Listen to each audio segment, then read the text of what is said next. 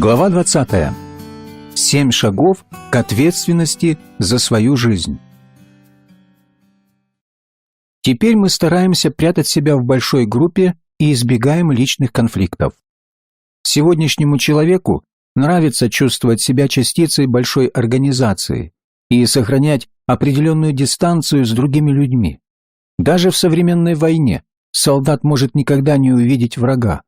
Дальнобойное оружие делает ненужным встречу лицом к лицу. Раньше люди воевали как личности и обретали славу в единоборстве. Например, Самсон, вооруженный лишь ослиной челюстью, уничтожил 1000 врагов Израиля. Еще одним примером единоборства может служить встреча юного Давида с великаном Голиафом. Тяжело вооруженные враги Израиля были поражены единственным камнем из пращи Давида. Духовный конфликт требует личной стойкости. Чтобы победить в этой битве, надо проявить свою власть. Когда ты поймешь, что твоя личная победа может быть достигнута только через личностный конфликт, тогда ты встанешь на путь обретения власти над собственной жизнью. Над чем можно властвовать? Как эта власть должна использоваться? Ты можешь и обязан применить власть, данную тебе верой во Христа, в следующих 7 областях своей жизни. Первое. Мир греха. Властвуй над грехом. Тебе нельзя быть рабом греха. Нельзя поддаваться соблазнам.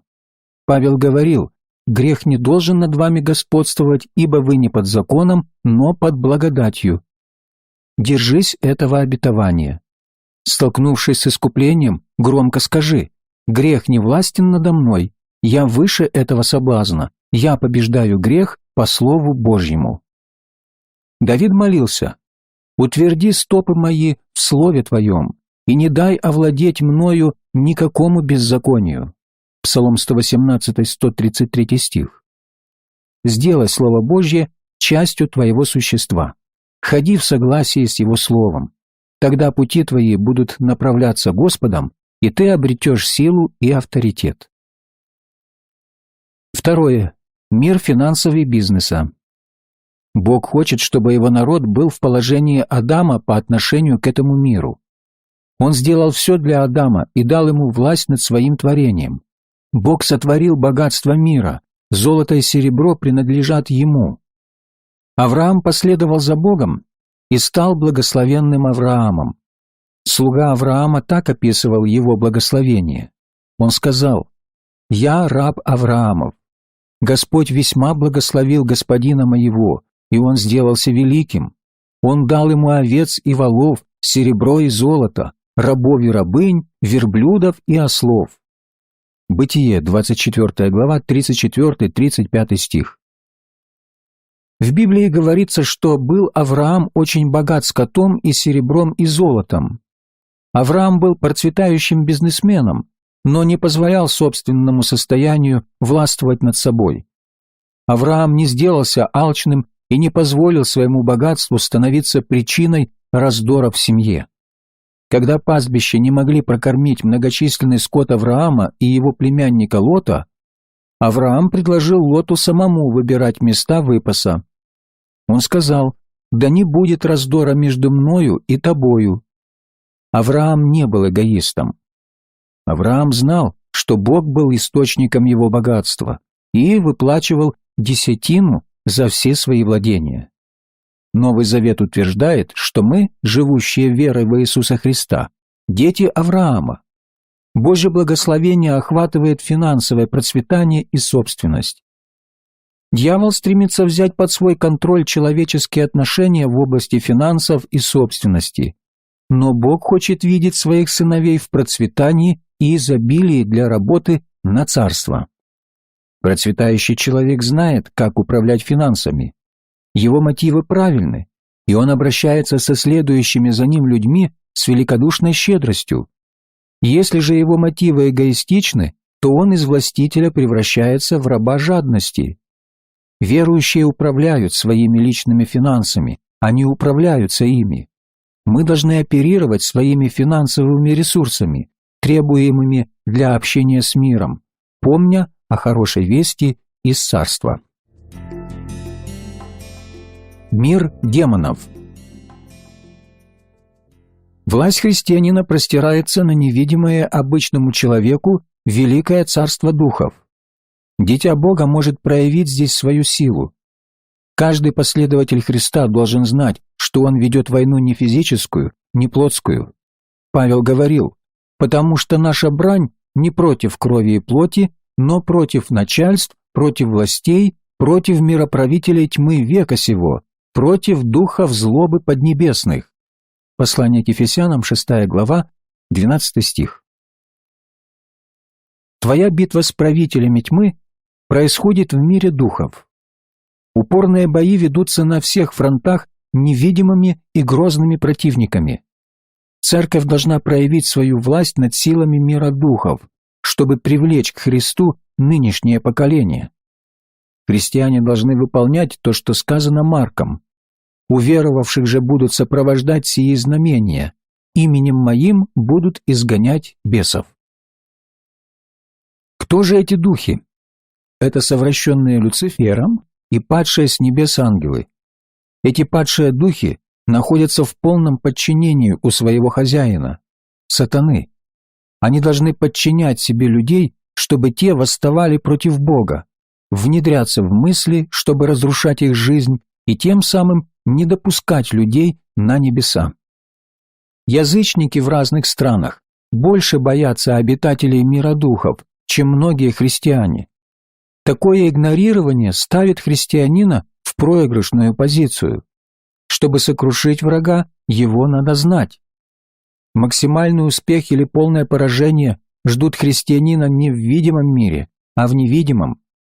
Американские военные отходят от обычного земного оружия и переходят к войнам в космосе. Также и церковь должна перенести центр тяжести в небеса против князя тьмы и его духов. Новый Завет дает прекрасные примеры властвования над бесами. Апостолы ранней церкви освобождали от них людей и добивались поразительных побед в Божьем Царстве. То же и сегодня. Где бы и когда бы ни встретил наполненный Духом Святым христианин, одержимого бесами, неизбежна схватка за освобождение. Иисус Христос облег тебя властью над духами. Он также наделил тебя силой. Ты не потерпишь поражения в освобождении мужчин и женщин, потому что действуешь Его мощью. Ты можешь торжествовать, потому что грядет день, когда дьявол будет закован. Апостол Иоанн сказал: «И увидел я ангела, сходящего с неба, который имел ключ от бездны и большую цепь в руке своей. Он взял дракона, змея древнего, который есть дьявол и сатана, и сковал его на 1000 лет, и низверг его в бездну, и заключил его, и положил над ним печать, дабы не прельщал уже народы, доколе не окончится 1000 лет. После же сего ему должно быть освобожденным на малое время». Книга Откровения, 20 глава, с 1 по 3 стих. Что за блаженное время! Без дьявола, без греха, без болезней. Но до того часа используй силу, данную Христом, чтобы парализовать сатану при каждом столкновении с ним. Мир мыслей. Человеческое сознание – это великое поле битвы духов. Оружие воинствования нашего не плотские, но сильное Богом на разрушение твердынь. Ими не спровергаем замыслы и всякое превозношение, восстающее против познания Божия, и пленяем всякое помышление в послушание Христу. 2 Коринфянам, 10 глава, 4-5 стих. Власть христианина включает в себя приведение каждой мысли в послушание Христу. Каждая мысль должна контролироваться и соответствовать Слову Божьему. Когда сатана внушает сомнения, они должны быть отринуты с помощью Слова Божьего. Когда дьявол отравляет душу страхом, остановись и скажи: «Ибо дал нам Бог духа не боязни, но силы и любви и целомудрия». Робкое сознание нездорово. Выбрось страхи из головы. Сомневающееся сознание больно. Изгони сомнения с помощью Слова Божьего. Наше сознание не должно быть контейнером для мусора. Если бы это было так, то наши мысли проявились бы в соответствующих словах и поступках. Не поддерживай дьявольские мысли. Дьявол может подкинуть какую-нибудь грязную идейку или атеистическую мысль. Не давай ей задерживаться в голове. Ни в коем случае не развлекайся с ней и не откладывай на последующее обдумывание. Отбрось ее немедленно и замени мыслью, соответствующей критериям Писаний. Наконец, братья мои, что только истина, что честно, что справедливо, что чисто, что любезно, что достославно, что только добродетели похвала, о том помышляйте. Послание к филиппийцам, 4 глава, 8 стих. Если мысль лжива, подла, несправедлива, грязная или о ней плохо отзываются, не давайте ей места в своем сознании. В этой сфере каждый христианин может и должен проявить свою власть. Ты можешь оградить себя от каждой дикой, бездуховной мысли. 5. Мир здоровья и излечения. Болезни и расстройства могут быть подчинены слову силы и авторитета. По поручению свыше Иисус сказал: «Уверовавших же будут сопровождать сии знамения. Возложат руки на больных, и они будут здоровы». Евангелие от Марка, 16 глава, 17-18 стих. В течение многих веков до Христа Бог объявлял, что болезни – это проклятие. Смотрите Второзаконие, 28 главу. Многие христиане не понимают этого.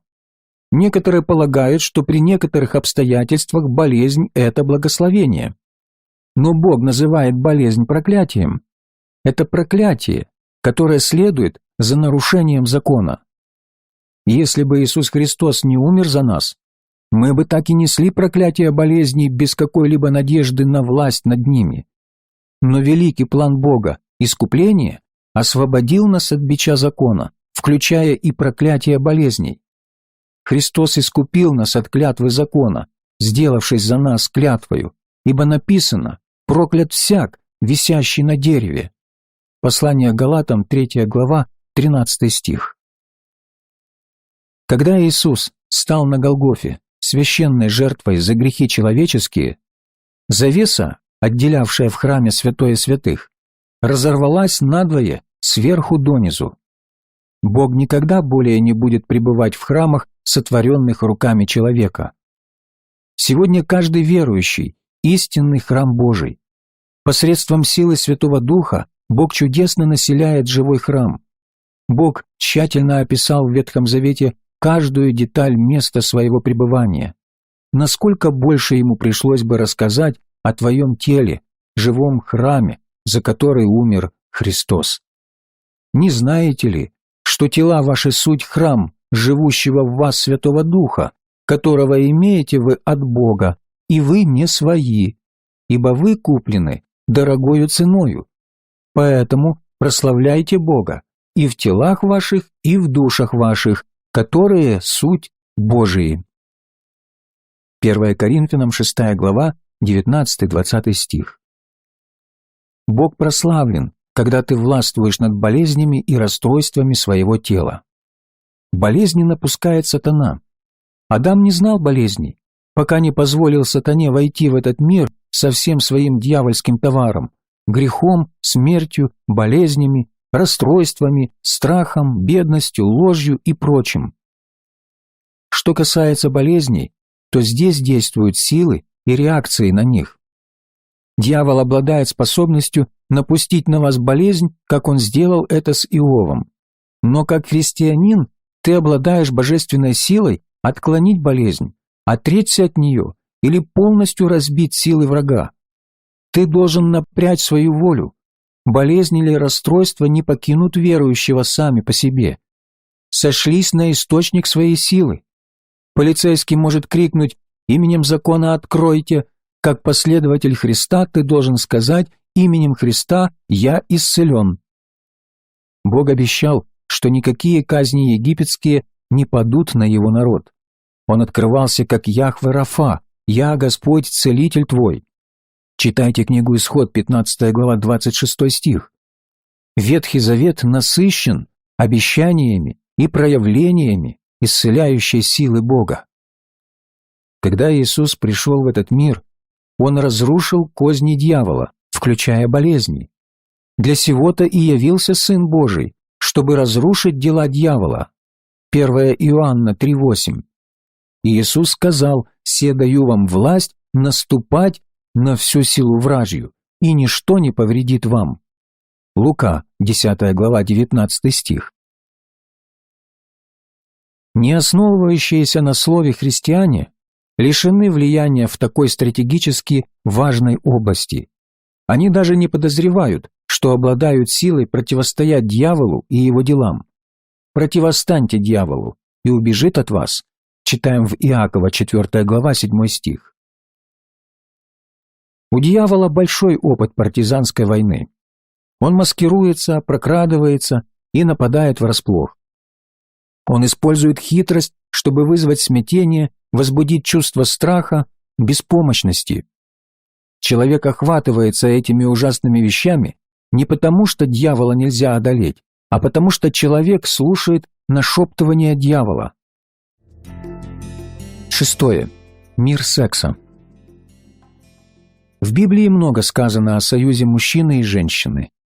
Первую брачную церемонию провел Бог, сочетая Адама и Еву. Он наказал им плодиться и размножаться, заполняя землю.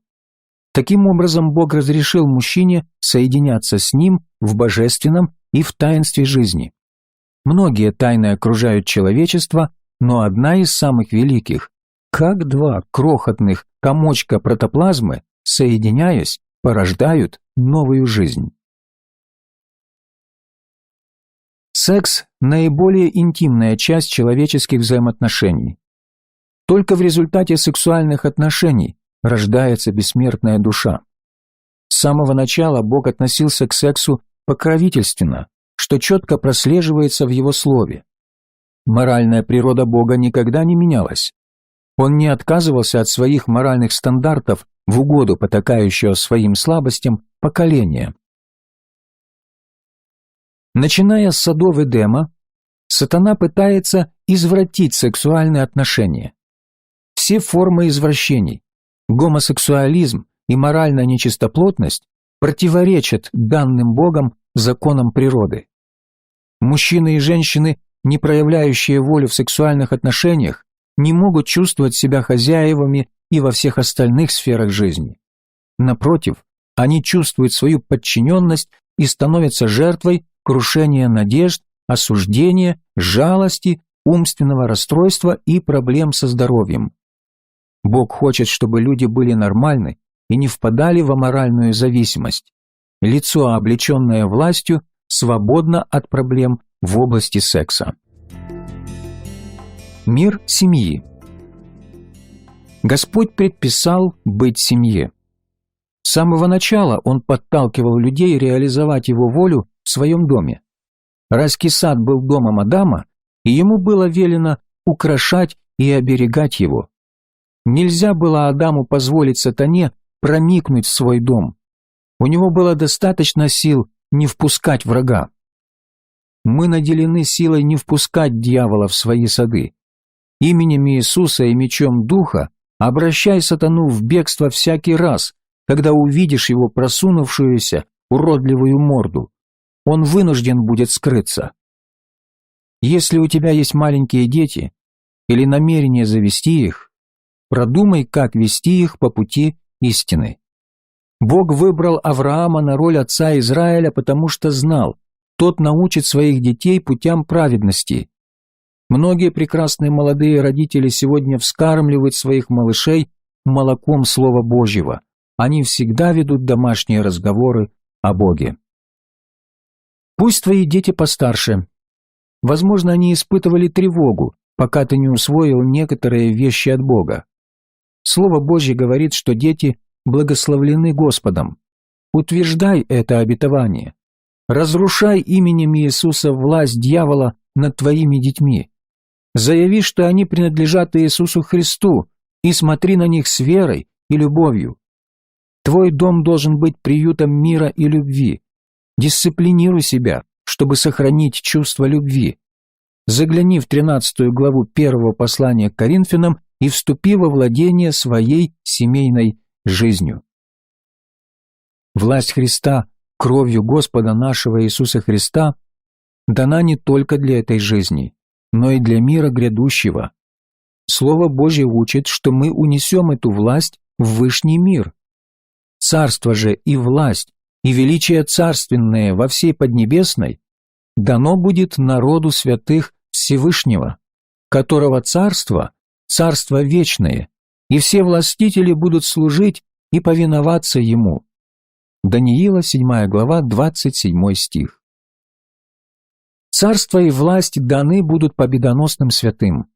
Мы будем царями и священниками вечно, и от Иисуса Христа, который есть свидетель верный, первенец из мертвых и владыка царей земных.